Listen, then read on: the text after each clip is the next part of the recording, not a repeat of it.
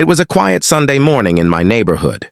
Birds were chirping, the air smelled like fresh-cut grass, and I had just poured myself a steaming cup of coffee. I was planning to head out for a short drive in my pride and joy, a black 2022 Mustang GT. I'd spent years saving up for it, and taking it out on early weekend mornings was my favorite ritual. As I stepped out to the driveway, humming along to a song, I noticed something odd. My car wasn't where I had parked it last night. For a split second, I thought I was losing my mind. Maybe I had parked it on the curb. Maybe I had left it at the store. My mind raced through possibilities. But the truth hit me when I noticed something even stranger. My car keys weren't on the hook inside my house. I live in a gated community where everyone knows each other. So, the idea of someone breaking in to steal something seemed impossible. But when I saw the front door slightly ajar, my stomach dropped. Someone had been inside. I immediately grabbed my phone and called the police. But before I could even finish the call, I heard loud commotion down the street. Tires screeching, people yelling, then a loud crash.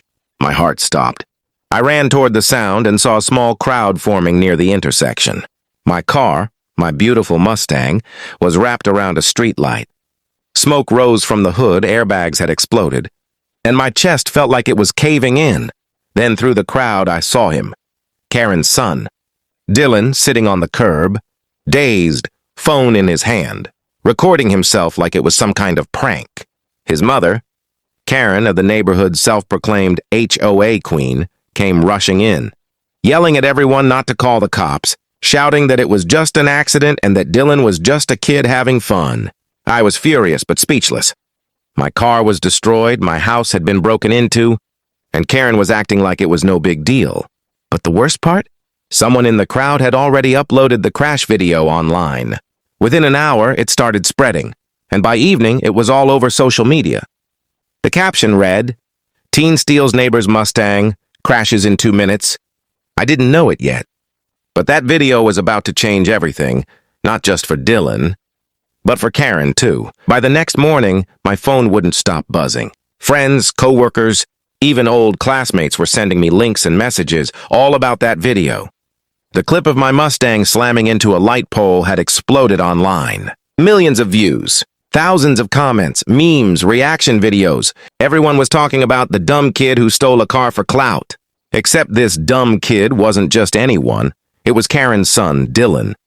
When I walked outside that morning, the neighborhood was already buzzing with gossip.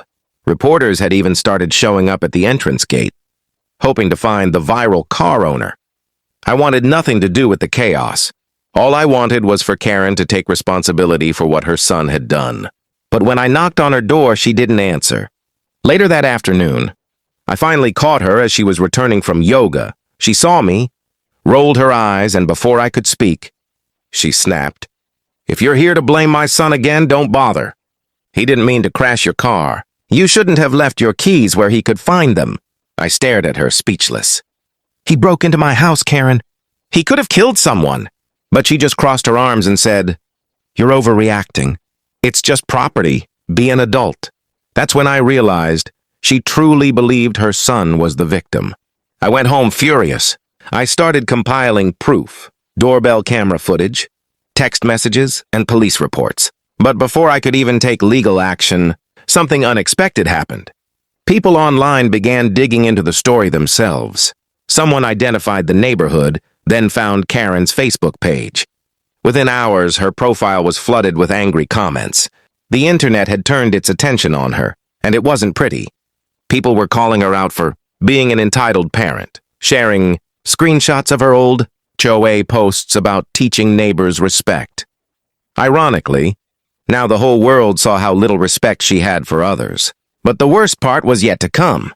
Late that night, Dylan went live on social media, bragging about how the whole thing was worth it for the attention.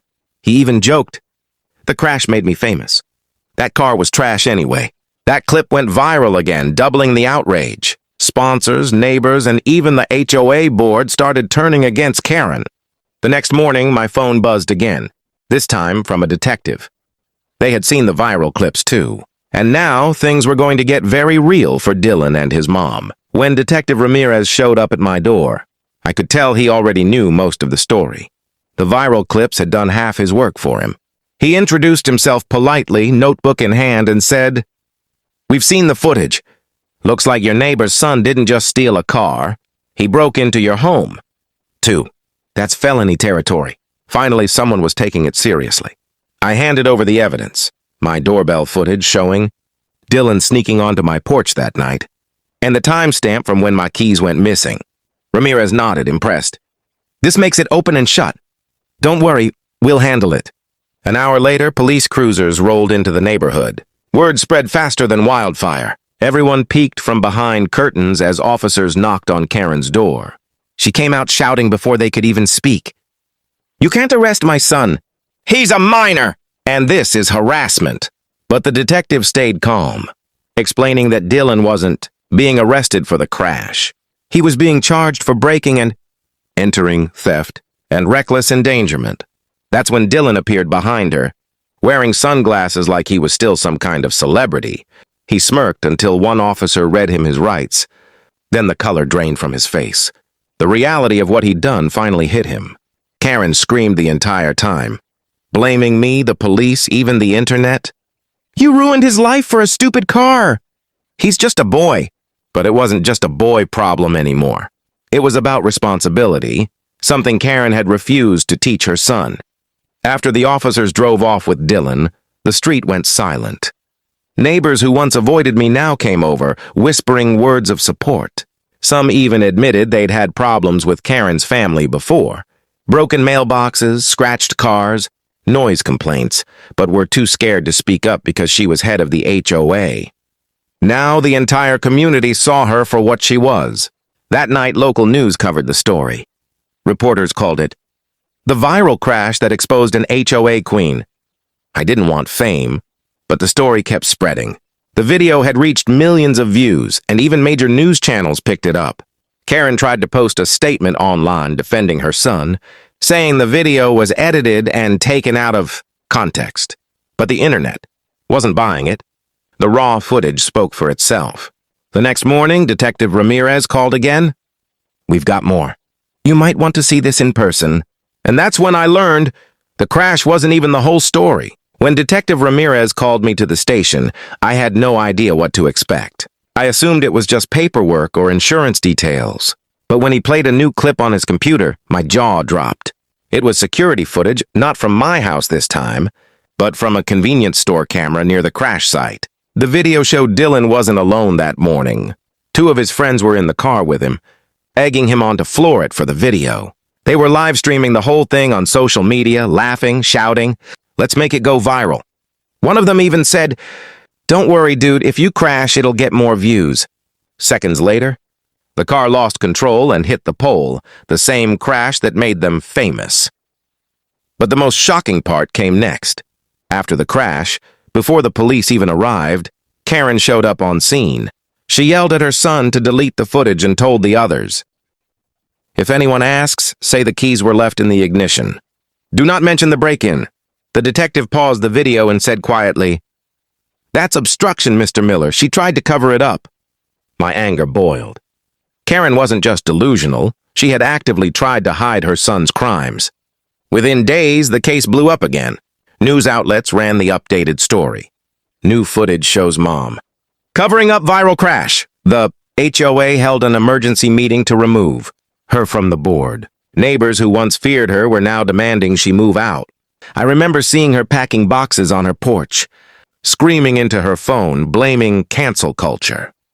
Meanwhile, Dylan faced juvenile court charges and mandatory community service. He also had to publicly apologize, and for the first time, I saw him look genuinely ashamed. When the reporter asked me for a final statement, I didn't rant or gloat. I just said, "Accountability isn't harassment. It's a lesson."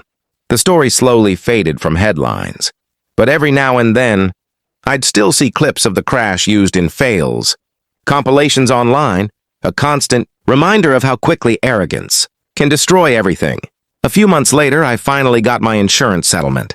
My new Mustang arrived, and brighter, louder, and somehow symbolic. When I parked it in the driveway for the first time, I locked it, double-checked the keys, and smiled. Across the street, Karen's old house sat empty, a for-sale sign swinging in the wind. It was peaceful again. But this time, the whole neighborhood had learned something. Entitlement always crashes, eventually.